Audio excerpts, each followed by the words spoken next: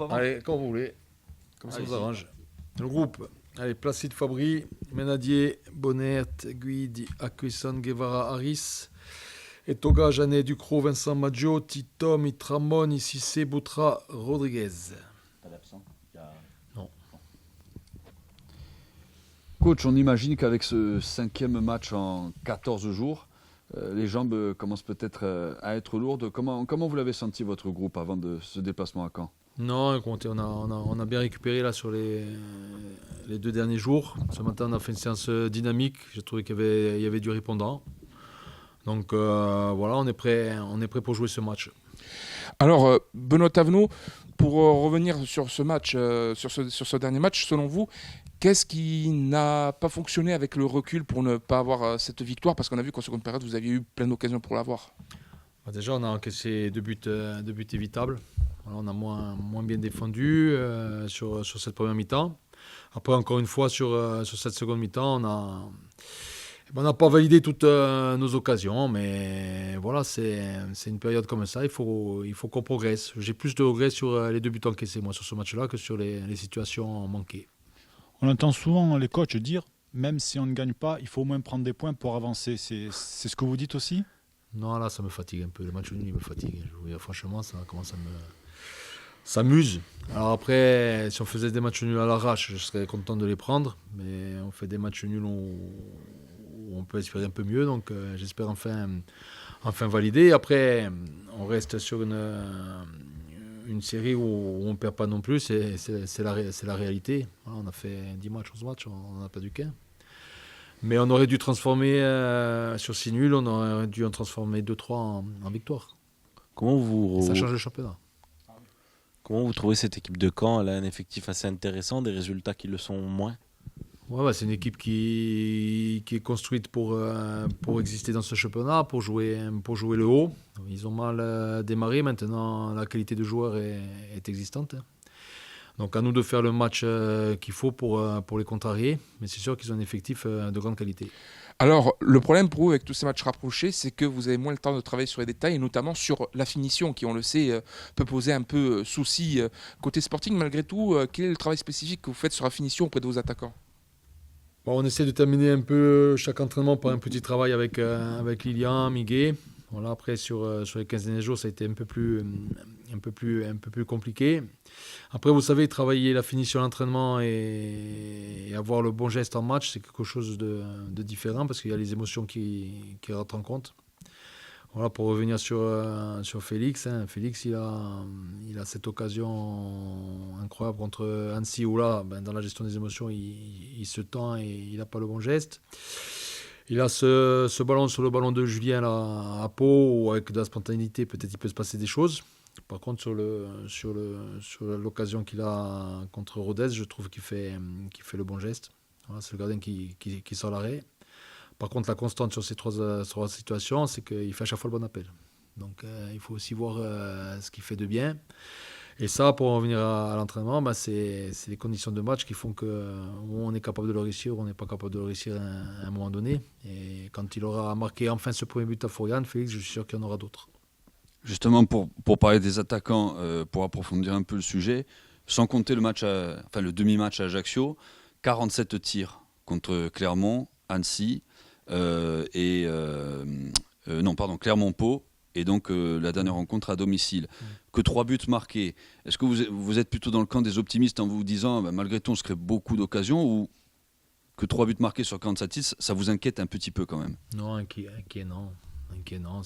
Il faut du travail. Après, sur les frappes, il y a des cadrés, il y a des non cadrés et il y a des contrés. Sur le match de Rodez, la frappe de Lisandro, là, elle est contrée à 10 mètres du but. Donc c'est comme ça. Ce qui est vrai aujourd'hui, c'est que on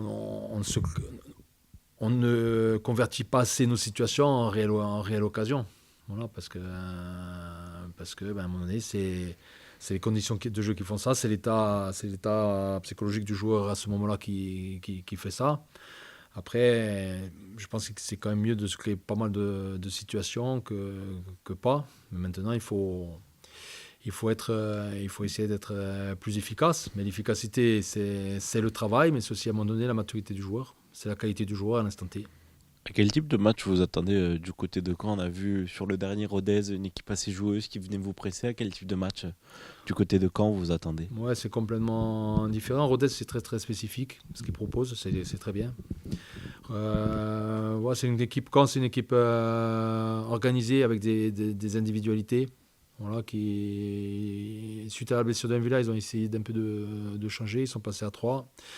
Après, ils ont eu un type de blessés, donc ils sont repassés à 4. Voilà, c'est une équipe structurée qui joue sur ses individualités. À nous d'imposer un certain rythme. Voilà, c'est une équipe qui est plus en difficulté quand on les oblige à courir, à nous de les faire courir. Pour revenir au jeu du Sporting, vous avez été rassuré par la position de Lamine à gauche durant ce match face à Rodez? Je ne suis pas inquiet, moi, de Lamine, de Boutra, je ne suis pas inquiet. Mais c'était la première fois que vous le titularisez à gauche, il me Ouais, semble. c'est la première Donc fois, mais moi je savais qu'il pouvait, parce qu'on l'avait vu jouer comme ça aussi sur certains matchs à Nancy, et puis de par les qualités du joueur, voilà, je sais qu'il peut jouer sincèrement sur les 3 postes. Voilà, il peut jouer sur les 3 postes. Alors un mot sur la reprogrammation du derby. On a appris donc qu'il se jouerait à partir de la 42e minute le 3 décembre. Ça va intervenir alors que vous allez déjà avoir à faire une série de déplacements pendant tout le mois de novembre en dehors du match contre Lorient. Quel commentaire vous avez sur le fait qu'il ait été placé au 3 décembre, ce derby, ce bout de derby à disputer? Le 3 décembre, à un moment donné, il faut le placer. Ça, c'est une évidence. Par contre, voilà, de rejouer à partir de la 43e, je comprends pas le principe. Et apparemment, moi, j'attends encore des informations, mais si en plus il faut repartir avec le même 11, les mêmes remplaçants un mois après, c'est n'importe quoi. Enfin, il n'y a aucune logique, quoi. Ça va complexifier votre gestion d'effectifs, c'est ça? Non, c'est qu'à un moment donné, on fait nos choix par rapport à l'état de forme des joueurs, et on va me demander dans un mois de remettre les joueurs de la semaine dernière. Donc je comprends pas. Donc j'attends des explications. Après, quant à la programmation, de toute façon, il fallait que ça tombe à un moment donné en semaine. Donc au plus tôt on le joue, au mieux c'est. Et le fait de repartir à la 43e, c'est pareil. Un mois après, on repart à la 43e. Ça n'a ni queue ni tête. Mais bon, c'est comme ça, qu'est-ce que je vous dis. Mais je ne pense pas encore au match de la CA parce qu'il y a beaucoup de matchs avant. Et beaucoup de matchs et très peu à domicile. Il y a un long enchaînement à l'extérieur, que ce soit en championnat, même en coupe. On a beaucoup de déplacements, mais voilà, c'est comme ça. On prend acte et puis on prépare aussi bien nos matchs à l'extérieur qu'au championnat. Après, il faudra prendre en compte la fatigue de chacun. Mais c'est l'histoire de notre saison aujourd'hui. Point. On revient sur Caen.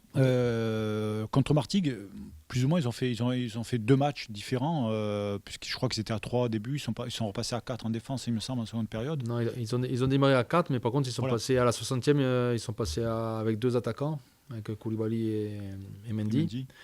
Et 3 minutes après, ils ont le penalty qui décompte le match parce que Martigues rivalisait. Et ils marquent le 2e, 3e à 93e. Mais ils ont fini le match à la dernière demi-heure en 4-4-2. Peut-être qu'ils se présenteront en 4-4-2 demain. Beaucoup d'enseignements donc sur ce match de Martigues, vous pensez? On s'attend, ça nous a donné une autre orientation, voilà, par rapport à ce qu'ils pouvaient faire. Voilà, on a préparé toutes les options. Le plus gros danger en face, c'est peut-être Mendy. Il avait fait du mal au Sporting l'an dernier, fin de match. Je sais pas qui a fait du mal au Sporting l'année dernière. Il y a beaucoup de gens qui ont fait du mal au Sporting à part moi l'année dernière. Mais bon, voilà. Non, Mendy, c'est un très bon joueur. Hein. C'est un attaquant qui performe, c'est un attaquant qui stat. Après, ils ont vraiment leur excentré, c'est des joueurs de qualité. Le petit Brahimi, c'est un joueur de qualité. Non, ils ont un effectif, ils ont un très bon effectif. Hein. Ils ne se sont pas cachés en début de saison en affichant leurs ambitions. Donc non, le danger peut venir de partout. Après, c'est sûr que Mendy valide. Vous parlez de validation, Mendy valide leurs actions, il les valide souvent. Ça a complexifié les choses. Ils ont perdu leurs 2 derniers matchs à domicile. Ça aussi, ça peut rentrer en compte de votre préparation, le fait de savoir que c'est une équipe qui va être sans doute remontée à bloc. Ouais, mais depuis ils ont regagné. Donc c'est pas une équipe, c'est une équipe qui sort petit à petit de entre guillemets la crise. Hein. Ils étaient pas très bien à la sortie du match de 3, mais depuis ils ont regagné. Donc voilà, nous on doit s'occuper de nous et boucler cette série de 5 matchs de la meilleure des manières.